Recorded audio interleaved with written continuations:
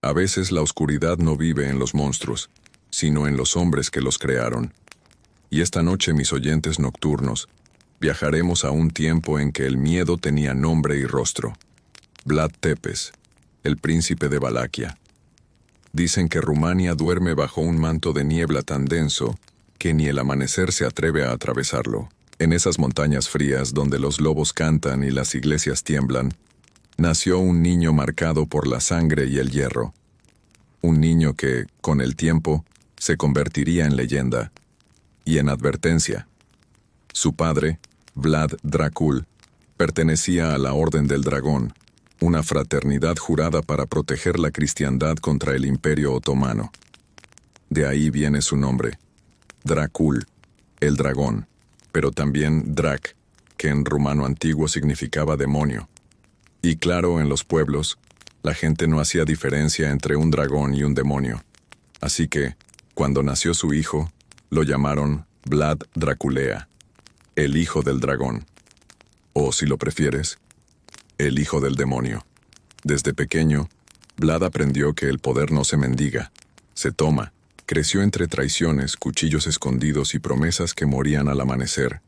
Y aunque solo era un niño, entendió que para gobernar Valaquia había que ser más temido que amado. Su historia, oyentes nocturnos, no es un cuento de terror inventado, es una historia real, y eso la hace mucho más inquietante. En 1442, cuando Vlad apenas tenía 13 años, su padre lo entregó como rehén político al sultán otomano. Era una práctica común para asegurar la lealtad de los reinos menores. Lo que no era común era sobrevivir a ello. Durante esos años, Vlad conoció la humillación, la tortura y el silencio. Aprendió el idioma turco, la disciplina militar y el arte de esperar el momento justo para clavar un cuchillo sin temblar la mano. Su hermano Radu, en cambio, fue más dócil. Sonreía al sultán, comía en su mesa y adoptó su fe.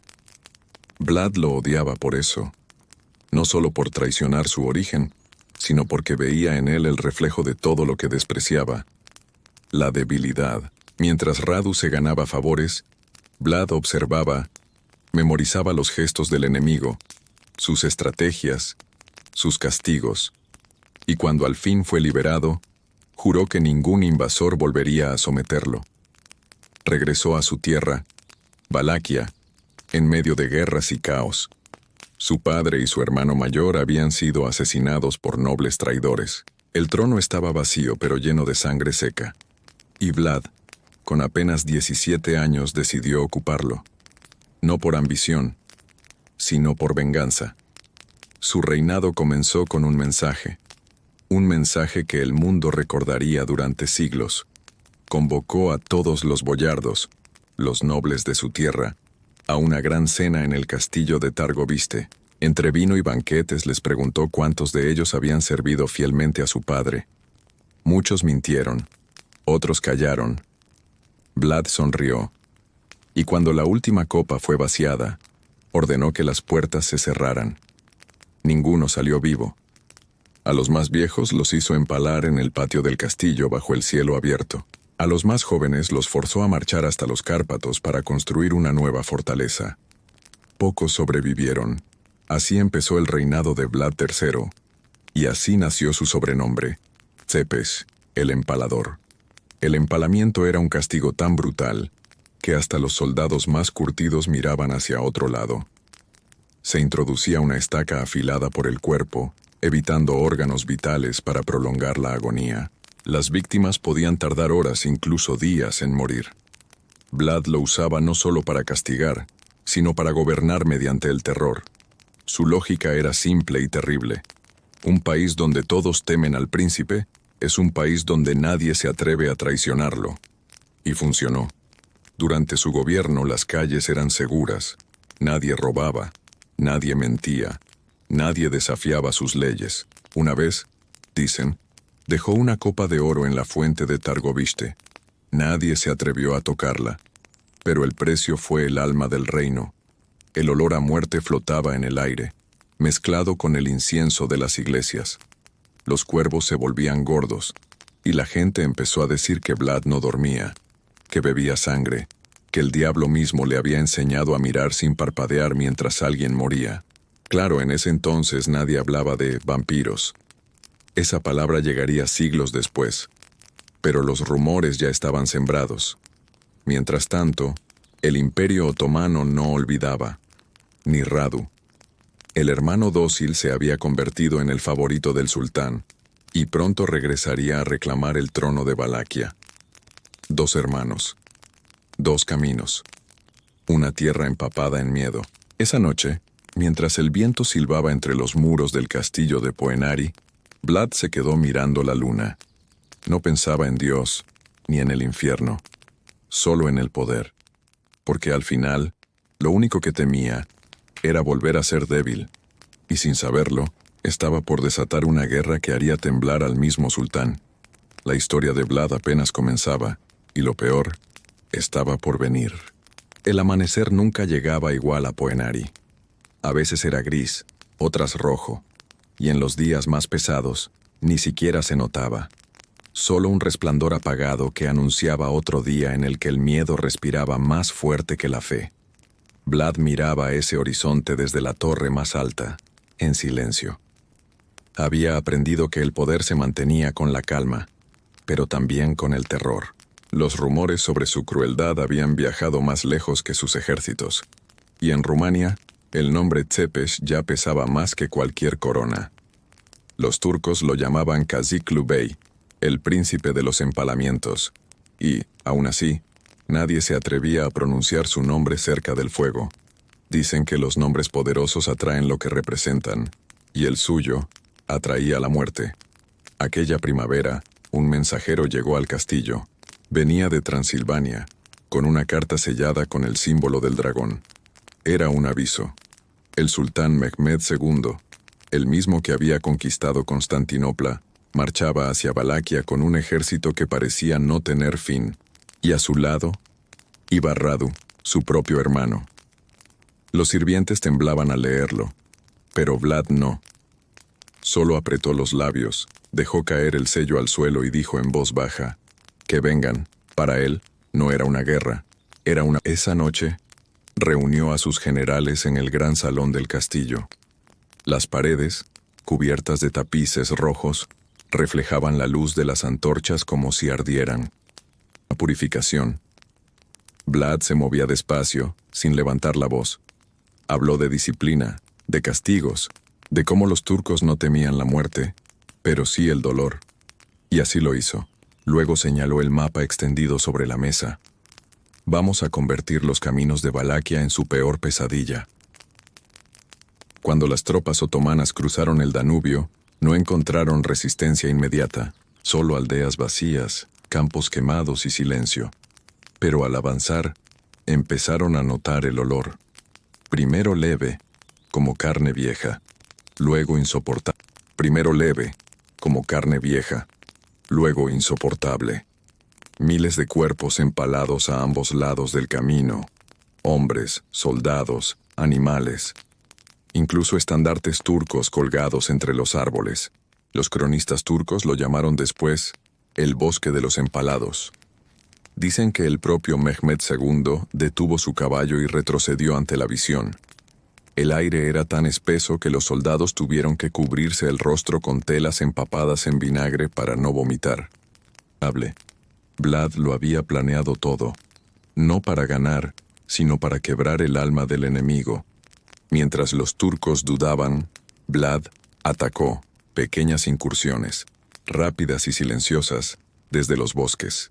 Se movía como una sombra, golpeando por la noche, desapareciendo antes del amanecer.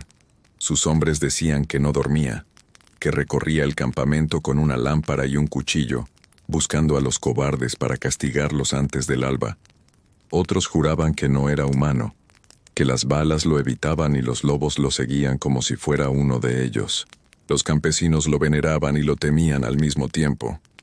A veces lo llamaban Vlad el Justo, porque castigaba a los ladrones, protegía las aldeas y hacía cumplir la ley.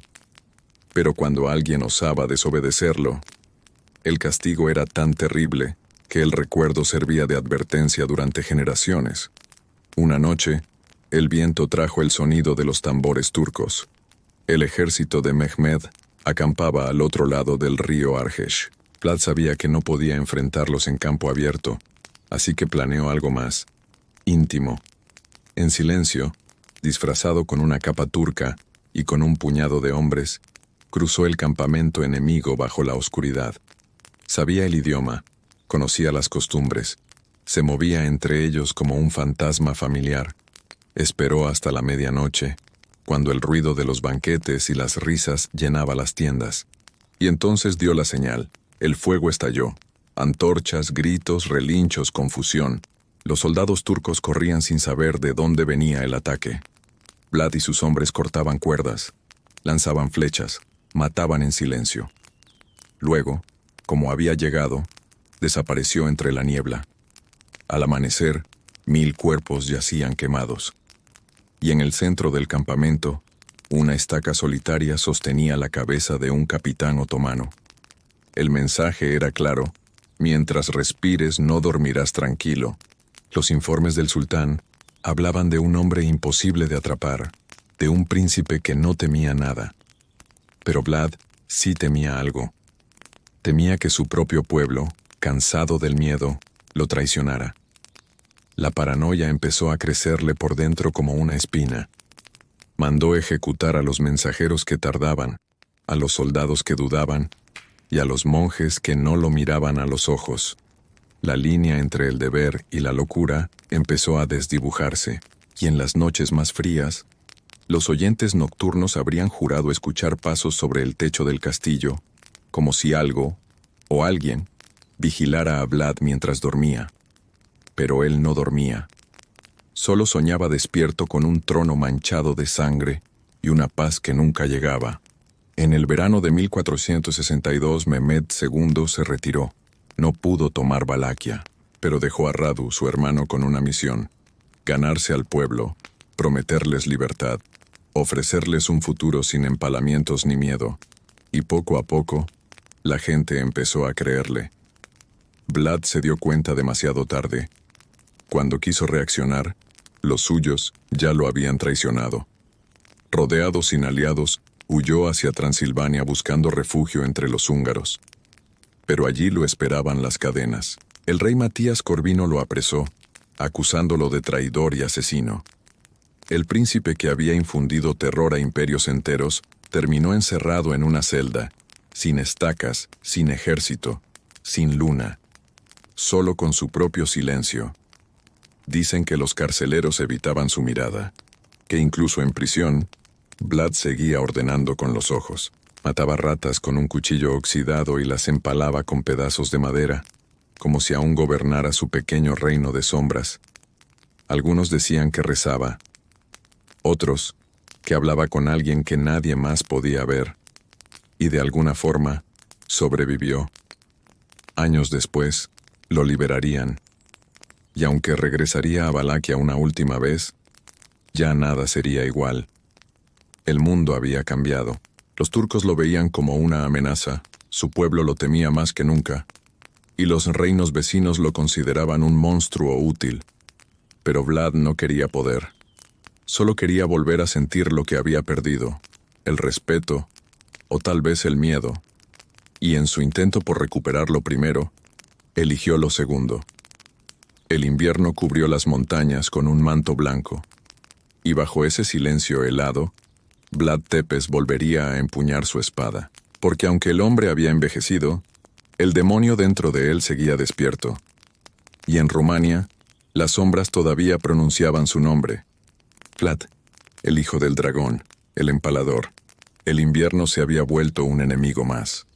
Las montañas parecían cerrarse sobre sí mismas, tragándose el eco de los gritos, y el viento soplaba con una calma tan tensa que hasta los lobos dudaban en aullar. Allí, entre la nieve y las ruinas del poder que alguna vez tuvo, Vlad Tepes seguía respirando. Pocos lo creían vivo, muchos lo daban por muerto, pero él no estaba listo para desaparecer. Pasaban las noches frente al fuego, en una cabaña húmeda, rodeado de unos pocos hombres fieles.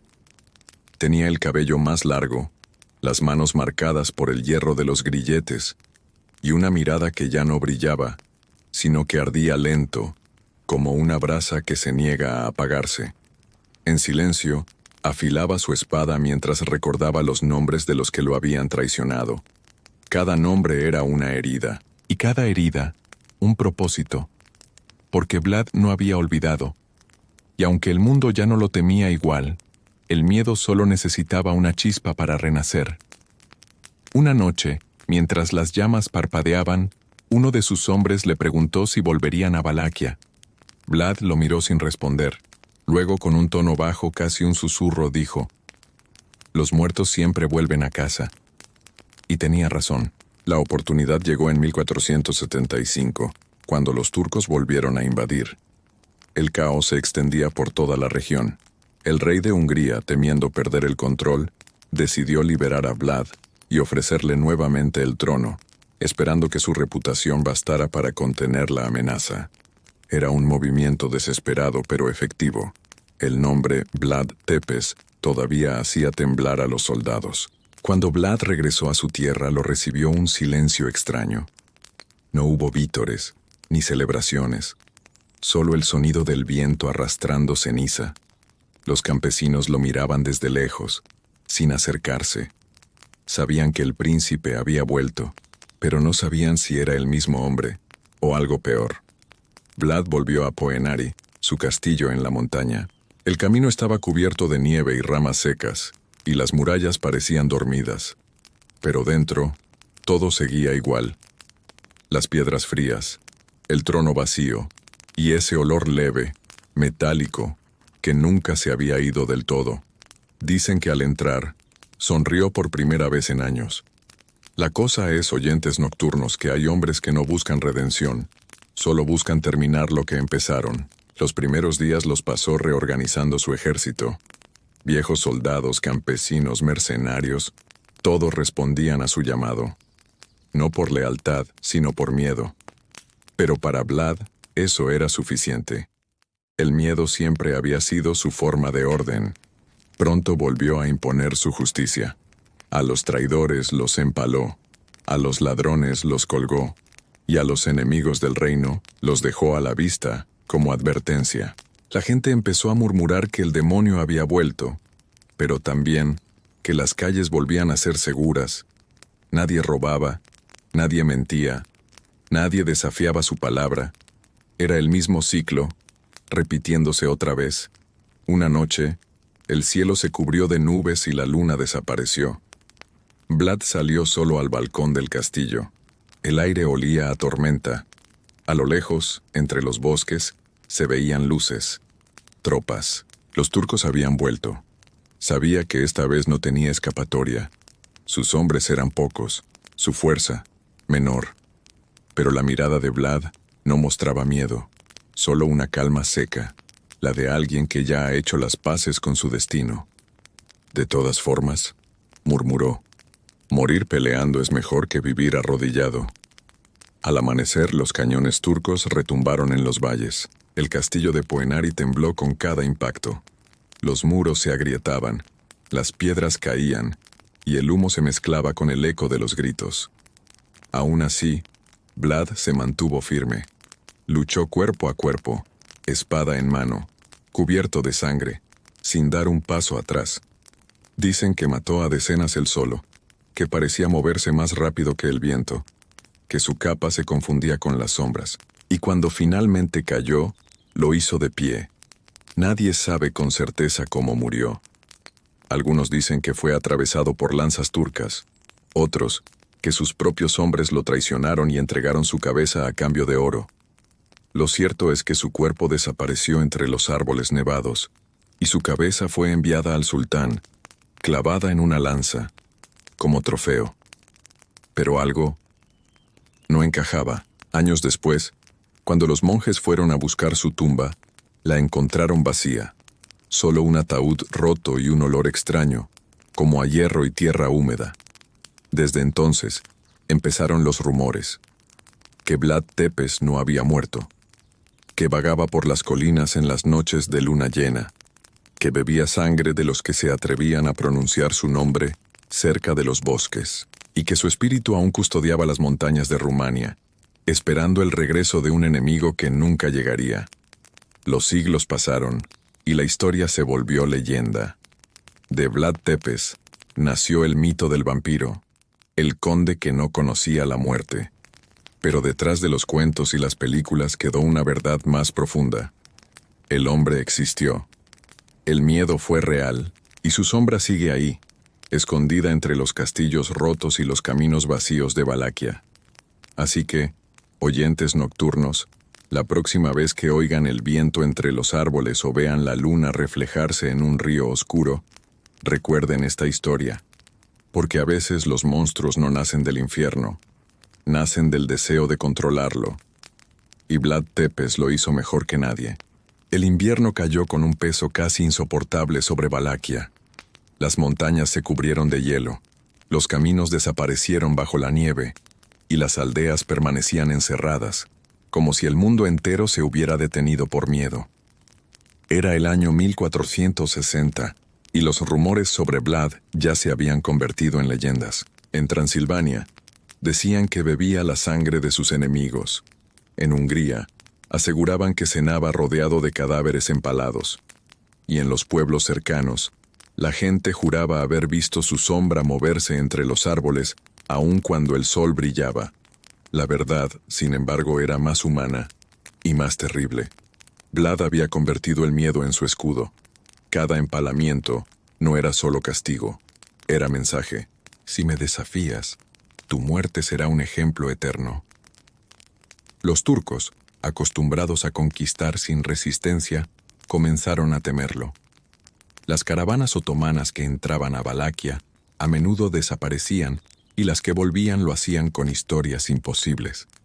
Bosques enteros llenos de cuerpos, el aire tan espeso por el olor de la muerte que ni los lobos se atrevían a acercarse. En una de esas noches frías, Vlad se encontraba en su fortaleza de Poenari, mirando por la ventana las luces temblorosas del valle. Su consejero más fiel, Ion, entró en silencio. «Mi señor», dijo, «han llegado noticias desde Giurgiu. Los turcos cruzarán el Danubio en primavera». Vlad no apartó la vista del horizonte. «Que crucen», respondió. «No encontrarán tierra, solo fuego». Ion dudó. «¿Y su hermano Radu?» El nombre fue como una espina. Radus el Frumos, el hermoso, hermano menor de Vlad, había sido criado junto a él como rehén en el Imperio Otomano. Mientras Vlad se endurecía en las mazmorras, Radu aprendía a moverse entre los pasillos del poder, a sonreír frente a sus enemigos. Ahora era uno de los generales más queridos del sultán Mehmed II, y su misión era traer la cabeza de su propio hermano. El silencio pesó en la habitación. Vlad respiró hondo. Luego sonrió con esa calma inquietante que hacía temblar hasta a sus aliados. Entonces será una reunión familiar. Durante las semanas siguientes, preparó su venganza. Ordenó que cada aldea construyera empaladas, que se escondieran provisiones, que nadie diera refugio al enemigo. «Quemadlo todo», decía. «Si no pueden tomar nada, no podrán sobrevivir». Cuando los turcos cruzaron el Danubio, encontraron un infierno. Los campos ardían, los pozos estaban envenenados, y las aldeas vacías parecían cementerios. Pero lo peor llegó en una colina cerca de Targoviste. Miles de cuerpos empalados tan perfectamente alineados que el viento parecía moverse entre ellos como un lamento. Los cronistas otomanos la llamarían después el bosque de los empalados. Y en el centro, en lo más alto de aquella macabra obra, ondeaba el estandarte de Vlad, un dragón rojo devorando una serpiente negra. Cuando el propio sultán Mehmed vio aquello, ordenó la retirada. Un hombre capaz de hacer esto, dijo, no teme ni a Dios ni al infierno. Pero no todos compartían esa visión. Los nobles de Valaquia empezaron a conspirar. Cansados de su crueldad y temerosos de su próxima locura, contactaron en secreto a Radu. Le ofrecieron su apoyo para destronar a Vlad a cambio de clemencia. Radu aceptó. Una noche, mientras Vlad regresaba de una emboscada, fue traicionado. Sus propios hombres abrieron las puertas del castillo. El fuego iluminó los muros de Poenari mientras los otomanos avanzaban entre los ecos de batalla. Vlad, herido, corrió hacia una torre lateral. Detrás de él, escuchaba el grito de su esposa, Ilona. Ella sabía lo que pasaría si caía en manos del enemigo. «No los dejaré tocarme», gritó antes de lanzarse desde la torre hacia el abismo del río Arkesh. Vlad quedó solo, el humo llenó el aire, y las llamas reflejaban su furia. Tomó su espada y huyó por un pasaje secreto entre las montañas. El dragón había caído, pero no estaba muerto. Esa noche, en los bosques helados de Rumania, comenzó la leyenda. Y aunque el nombre de Vlad Draculea pronto desaparecería de los registros, los susurros seguirían repitiendo su historia, porque un hombre que desafía al infierno nunca muere del todo. El invierno había terminado, pero el frío seguía clavado en las montañas. Las aldeas decían que Vlad Draculea había muerto, que los turcos lo habían empalado, o que su cuerpo fue devorado por los lobos. Nadie sabía la verdad. La realidad era peor.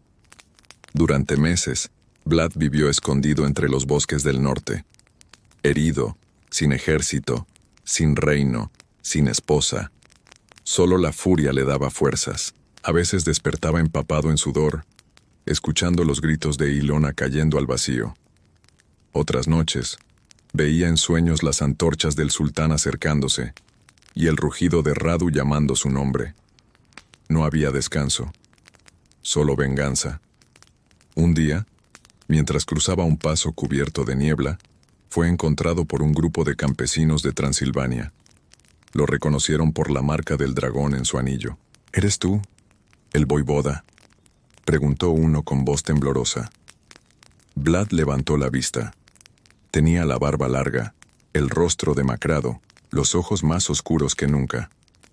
«Fui», respondió, «pero pronto volveré a hacerlo».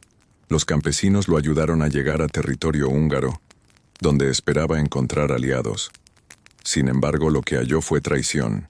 El rey Matías Corvino, quien alguna vez había prometido apoyarlo contra los turcos, lo recibió con una sonrisa vacía y una celda preparada. Durante 12 años, Vlad fue prisionero en Hungría. 12 años de encierro, de mirar las paredes, de contar los días en silencio. A veces le permitían salir al jardín del castillo. Caminaba entre los rosales y observaba las espinas. Una vez dijo al guardia que lo acompañaba: «Las espinas son hermosas. Solo lastiman cuando alguien intenta arrancarlas». El guardia no entendió que hablaba de sí mismo. Pero la historia nunca se detiene. En 1475, los turcos invadieron Moldavia y amenazaron Transilvania. La nobleza húngara, temerosa, buscó a un líder capaz de enfrentar al sultán Mehmed II, y alguien recordó al prisionero de mirada ardiente que una vez hizo temblar al imperio. Así, una noche, los guardias abrieron la celda. «El rey te ofrece libertad, Vlad Draculea», dijo uno, «pero a cambio, debes luchar por él». Vlad se levantó lentamente. «No lucharé por él», susurró. «Lucharé por Rumania». Salió del castillo con el cabello gris, la espalda encorvada por los años, pero los ojos intactos, como carbones encendidos. El dragón había despertado otra vez. Viajó de pueblo en pueblo, reuniendo a quienes aún creían en su nombre. A los que habían perdido todo les ofreció venganza, a los pobres justicia, y a los traidores silencio. Su regreso fue un susurro al principio, un rumor entre los mercaderes. Dicen que Vlad vive, un eco entre los soldados. Dicen que está formando un ejército.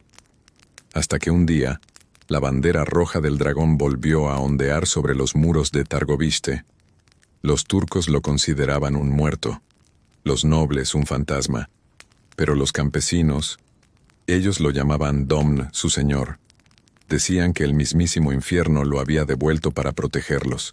Vlad no era el mismo. Ya no buscaba gloria, ni siquiera poder.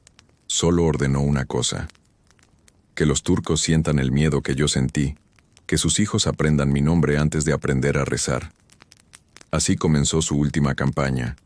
Durante semanas, sus hombres cruzaron la frontera con el silencio de los lobos. Saquearon caravanas, destruyeron fortalezas, empalaron a todo aquel que colaborara con el enemigo. El Danubio se tiñó de rojo. Rumania volvió a oler a humo y hierro. Pero el destino no perdona ni a los monstruos que crea. Radu, su hermano, había muerto de peste un año antes, pero Mehmed II no olvidaba. Envió una nueva legión, 100.000 hombres, y al frente de ellos, los mismos generales que habían jurado destruir al empalador. Vlad sabía que no podía vencerlos, pero tampoco pensaba huir. Una noche en el campamento, su lugarteniente Petru lo encontró sentado frente al fuego. «Mi señor, somos pocos, no llegamos ni a 3.000. Entonces morirán 3.000 hombres libres», dijo Vlad, «y 100.000 esclavos sabrán lo que es el miedo». Al día siguiente el cielo amaneció cubierto de nubes. El último rugido del dragón estaba por comenzar. El amanecer cayó gris sobre las colinas de Valaquia. El aire olía a tierra húmeda y a humo, y los árboles, desnudos por el invierno, se movían como sombras que susurraban secretos antiguos. Vlad Tepes estaba de pie sobre una roca, observando el ejército enemigo que avanzaba. 100.000 soldados otomanos, caballos relinchando, estandartes ondeando, tambores golpeando con precisión. Y él, con apenas 3.000 hombres, conteniendo la respiración. No había tiempo para miedo, nunca lo hubo. Vlad levantó su espada y murmuró para sí: «Hoy, oyentes nocturnos, aprenderán lo que es el terror, y lo que significa enfrentarse a un hombre que no teme nada». El ataque comenzó al mediodía. Primero fueron flechas desde los bosques, luego incendios en los flancos, y finalmente, la carga frontal. Vlad se movía entre los suyos como un espectro, guiando cada maniobra, empujando a hombres y caballos con un carisma feroz que pocos podían igualar. Los otomanos comenzaron a caer en la trampa que él había preparado. Campos minados, pasajes secretos, empaladas estratégicas. Era caos controlado, puro terror. Pero la fuerza enemiga era demasiado grande. Los hombres de Vlad empezaron a caer, uno a uno. Sus aliados desaparecían entre los gritos y la sangre. Vlad, cubierto de lodo y hierro, parecía imparable. Cada golpe de su espada era calculado, cada movimiento, mortal. Y aún así, sabía que no podrían ganar. En medio del combate, vio algo que lo congeló, un destacamento turco rodeando a sus últimos soldados. Era el final, pero no se retiró. Alzó su espada, gritó un nombre y cargó solo contra el enemigo, como si su furia pudiera detener la marea. El choque fue brutal. Vlad cayó varias veces, pero siempre se levantó. Cada enemigo que enfrentaba parecía multiplicarse. Su mirada no conocía el cansancio, solo la sed de venganza. Los cronistas del otro lado contaron que parecía un demonio en forma humana, un hombre que reía mientras la muerte lo rodeaba.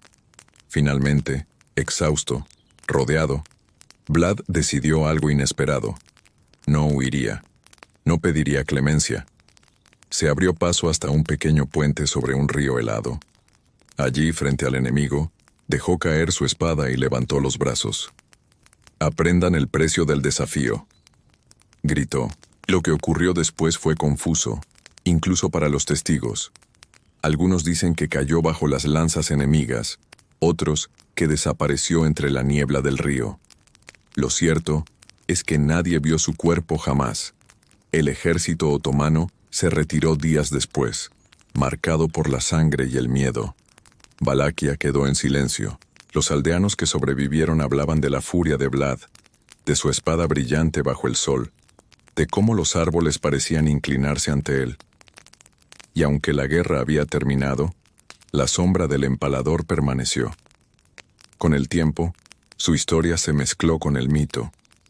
Se decía que Vlad Tepes no murió, que caminaba entre los bosques, un guardián del terror y de la justicia. Algunos juraban verlo durante la luna llena, cubierto de sangre, empalando a quienes rompían la ley.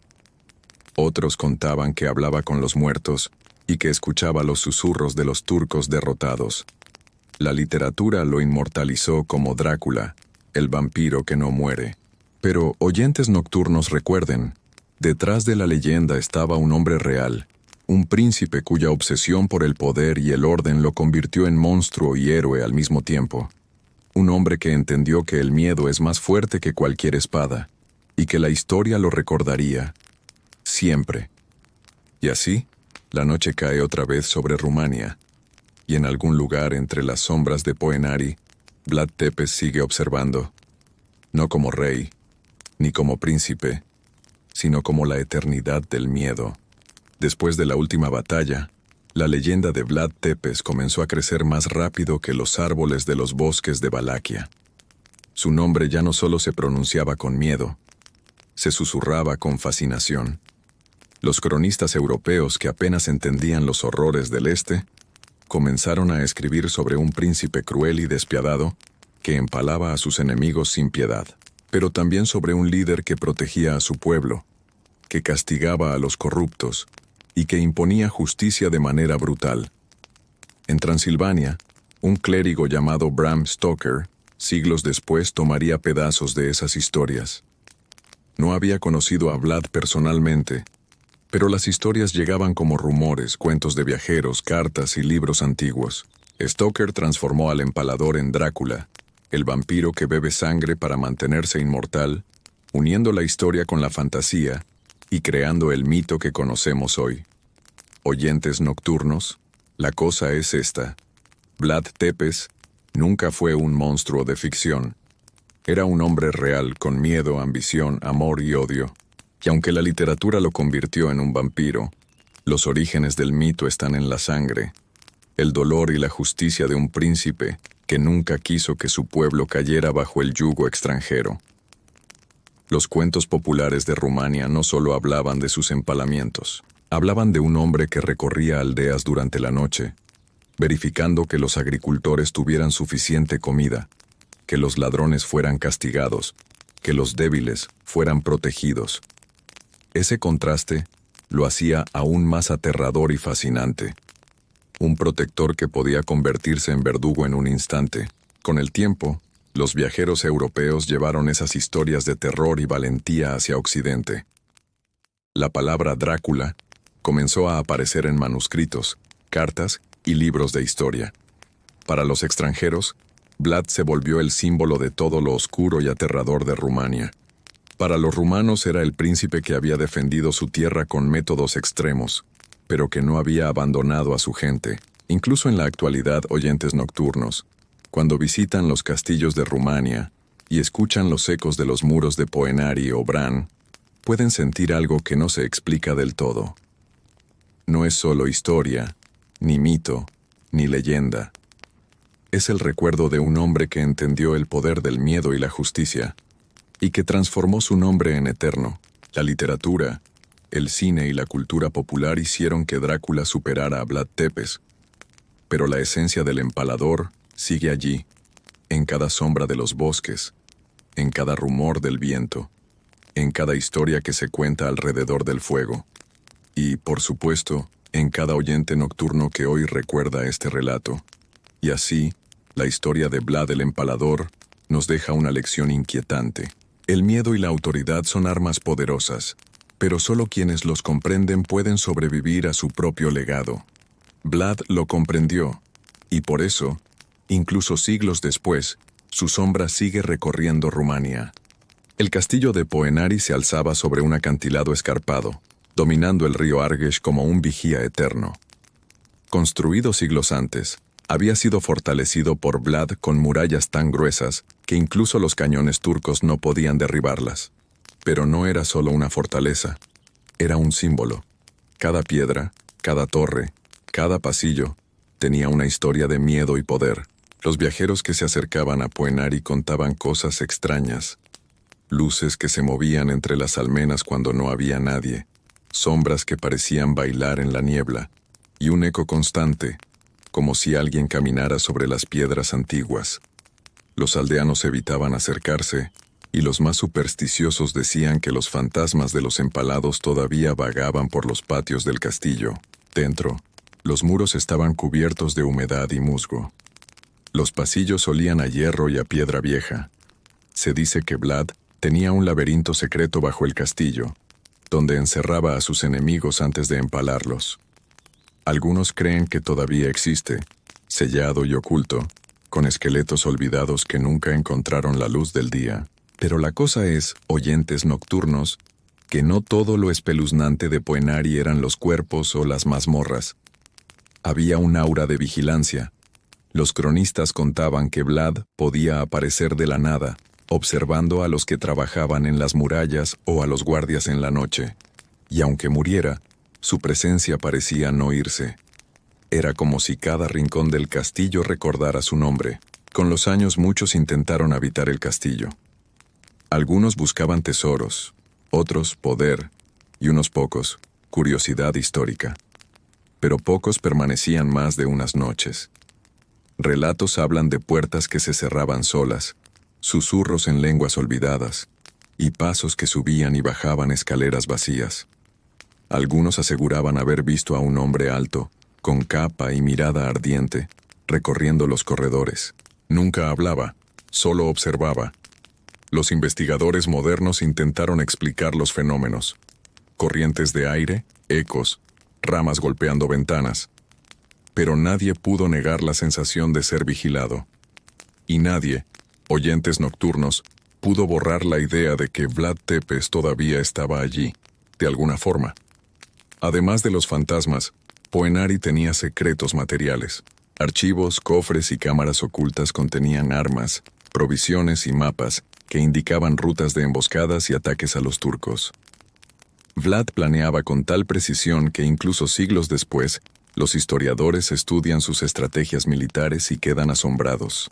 Cada empalamiento, cada trampa, cada movimiento estaba pensado para que el enemigo aprendiera algo. Que desafiar a Vlad Tepes era pagar con sangre. Y así, oyentes nocturnos, Poenari no es solo un castillo. Es un testimonio de Vlad Tepes, un hombre que convirtió la piedra en miedo, la sombra en autoridad y la historia en leyenda. Los susurros que recorren sus pasillos no son cuentos vacíos, son ecos de un pasado que nunca muere.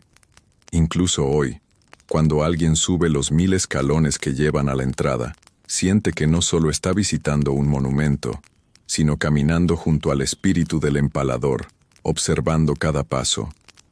Los aldeanos de Valaquia rara vez hablaban de Vlad Tepes en voz alta.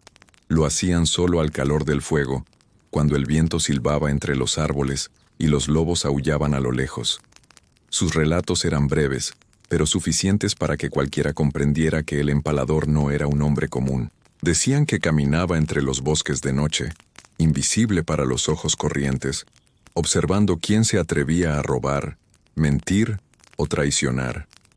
Quien lo miraba directamente podía jurar haber visto sus ojos brillando como brasas y sentir un frío tan profundo que calaba hasta los huesos. Había historias más extremas.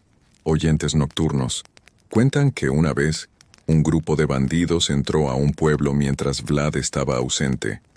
Al regresar, los aldeanos hallaron los cuerpos empalados de los ladrones en la plaza central, con cartas clavadas en cada empalamiento. Aprendan que no hay lugar seguro. Lo extraño era que nadie había visto a Vlad regresar ni a sus hombres. Se decía que había recorrido los caminos en un instante, como sombra y furia al mismo tiempo. Otros relatos hablaban de castigos más sutiles. Algunas familias decían que Vlad enviaba mensajes a quienes quebrantaban la ley, animales muertos a la puerta, humo en las chimeneas que formaba símbolos, o simplemente la sensación de ser observado hasta que se arrepentían. Para los aldeanos su justicia no era solo física, era psicológica, implacable y aterradora. Los cronistas extranjeros recogieron esas historias, aunque no podían creerlas del todo.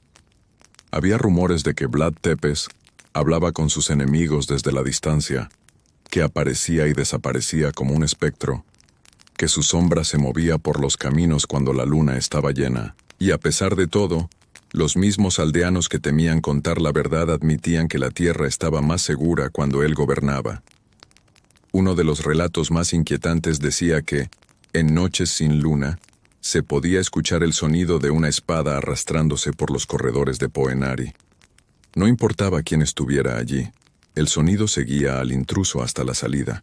Muchos lo interpretaron como el espíritu de Vlad Tepes protegiendo su castillo incluso después de su muerte. Otros, simplemente, dejaron de acercarse al lugar por completo. La combinación de respeto y miedo hizo que el nombre de Vlad se mantuviera vivo durante generaciones. No era solo un príncipe cruel, era un símbolo, un recordatorio de que el poder podía ser absoluto y que la justicia, aunque sangrienta, tenía su propia lógica en un mundo tan violento como la Rumania del siglo XV. Incluso hoy, oyentes nocturnos, quienes visitan Valaquia pueden escuchar historias contadas por descendientes de los aldeanos. Relatos de sombras que cruzan caminos, de risas extrañas en la noche y de figuras que parecen observar desde las alturas. Algunos las atribuyen a la imaginación, otros juran que es Vlad Tepes, caminando aún entre los bosques, vigilando su reino, eterno y temido. Y así, los cuentos que los aldeanos transmitieron se convirtieron en leyenda. Cada historia, un recordatorio de que Vlad el Empalador no fue solo un hombre de historia, sino un mito que el tiempo no ha logrado borrar. Tras su muerte y el abandono de Poenari, Vlad Tepes no desapareció del todo. Su nombre empezó a recorrer fronteras, viajando por cartas, crónicas y relatos de comerciantes que habían pasado por Valaquia y Transilvania. Europa conoció al príncipe cruel y audaz, al hombre que empalaba con precisión y protegía su reino con mano firme, y con cada historia contada, su leyenda se expandía, transformándose poco a poco en algo más grande que la historia misma. A finales del siglo XVIII y principios del XIX, los escritores europeos comenzaron a tomar pedazos de estas historias.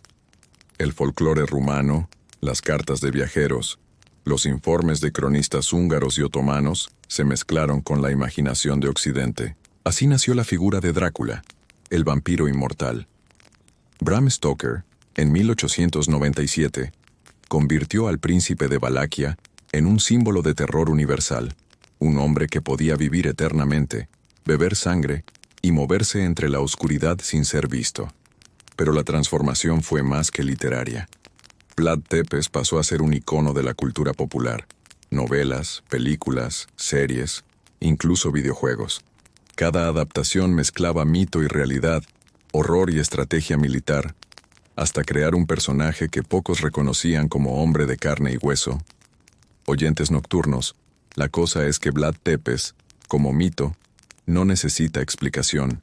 Su legado no se mide en batallas ganadas ni castillos construidos. Se mide en miedo y respeto. La figura del vampiro que todos conocemos es solo la punta del iceberg. Debajo está el hombre real, el príncipe que gobernó con terror para proteger su tierra. Cada historia de Drácula, cada sombra que se cuenta alrededor de un fuego, está inspirada en las acciones de un hombre que entendía la fuerza del miedo. Incluso los historiadores modernos debaten sobre él. ¿Fue un tirano sanguinario? ¿Un protector brutal de su pueblo? La respuesta no es simple. Su figura combina ambos aspectos, y eso es lo que la hace fascinante y aterradora. Vlad Tepes no era un héroe ni un villano, sino un hombre moldeado por la violencia de su tiempo, cuya historia se convirtió en mito y cuyo mito se convirtió en historia de terror. Los turistas que hoy visitan Rumania caminan por Poenari o Bran y sienten lo mismo que los aldeanos siglos atrás, una mezcla de respeto y miedo. Vlad Tepes está en cada sombra, en cada muro de piedra, en cada susurro del viento, y la leyenda no termina allí. Cada narración, cada libro, cada película revive su historia, recordándonos que algunos nombres nunca mueren, y que algunos hombres logran hacerse eternos, incluso a través del miedo que inspiraron. Aunque la historia de Vlad Tepes quedó registrada en crónicas y documentos, su leyenda se volvió mucho más poderosa en los cuentos populares y la cultura internacional. En Rumania, los aldeanos aún cuentan historias que hielan la sangre. Se dice que su espíritu puede aparecer en las noches sin luna, caminando entre los bosques, observando a quien se atreva a quebrantar la ley. Algunos juraban que podían escuchar su risa, o el sonido metálico de su espada arrastrándose por los pasillos de Poenari. En Occidente, la figura de Vlad se transformó en Drácula, el vampiro inmortal. Películas, novelas y series adaptaron su historia, exagerando su sed de sangre y su inmortalidad.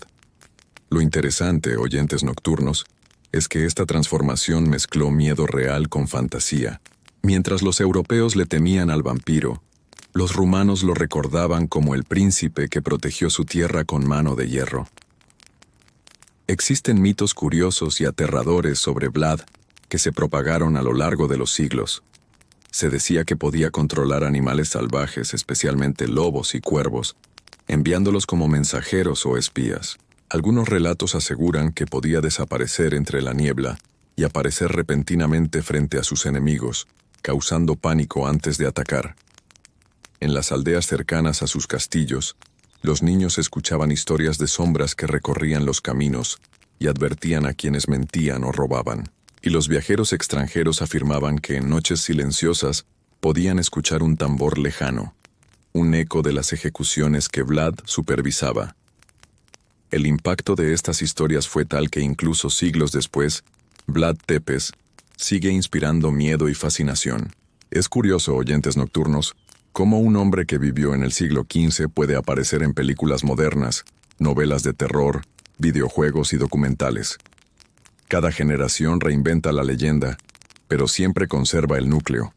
Vlad Tepes, como símbolo del terror, del castigo y de la justicia extrema.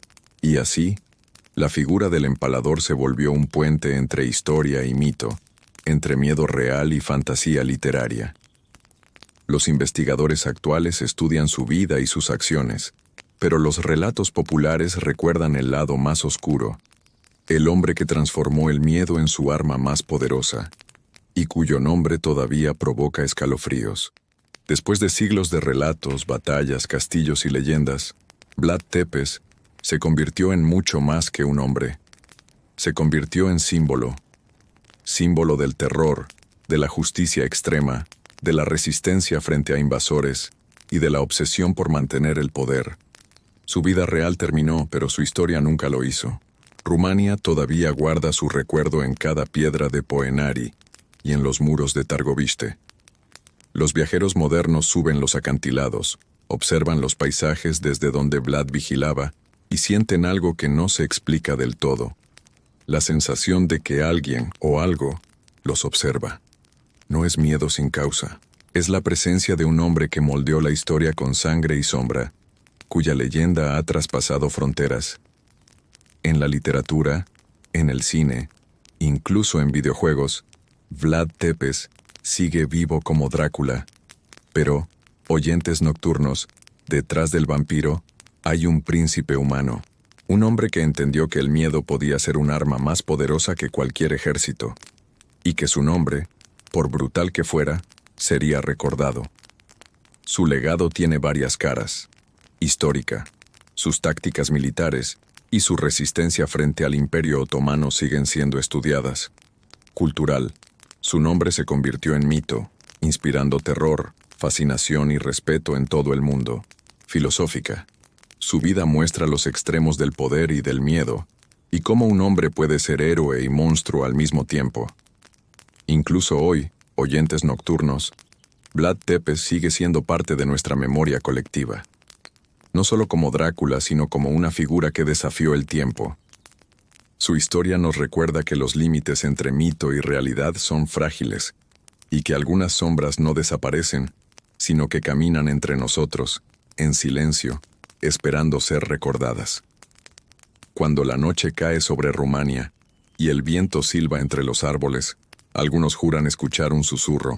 El empalador todavía observa. Y así termina la saga de Vlad el Empalador, oyentes nocturnos. Un hombre real que se convirtió en mito, un príncipe cruel y protector, un nombre que no se olvida,